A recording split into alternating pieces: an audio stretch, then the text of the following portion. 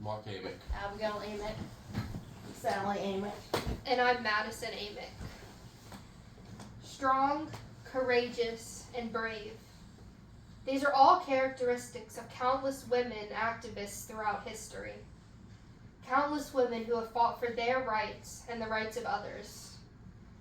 Countless women who have dedicated their lives to helping others achieve the freedom and rights they so desperately deserved. One of these women was named Elizabeth Blackwell. Blackwell was born on February 3rd, 1821 in Bristol, England. She eventually moved to the United States with her family when she was 11 years old. Elizabeth was described as a light for the women of her time. Today, I would like to commemorate Elizabeth Blackwell for all she has done for women's rights. Blackwell was the first female in the United States to earn a medical degree and become a doctor. She was initially disgusted by the human body or anything connected to it. However, she became inspired when a sick friend had told her if a lady doctor had cared for her, she would have suffered less. After her friend passed, she began her research on how to become a doctor. During this research, she was told by several male doctors and others that she would not be able to graduate or practice in the medical field, but these words only encouraged her more. During this time, she stated that the idea of winning a doctor's degree gradually assumed the aspect of a moral struggle, and this moral fight possessed immense attraction to me. She ended up being rejected by more than a dozen medical schools.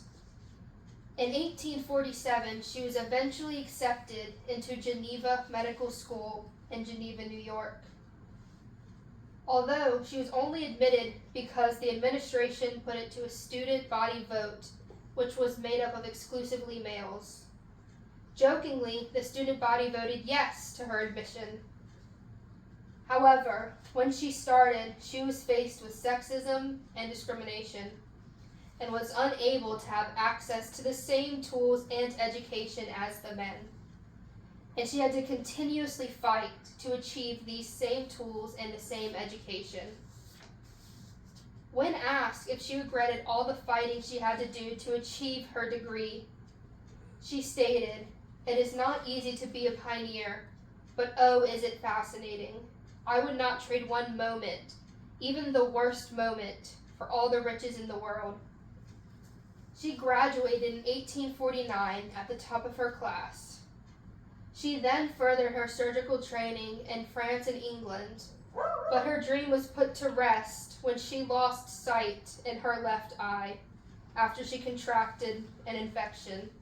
She did not let losing her eyesight stop her from practicing medicine in a different way.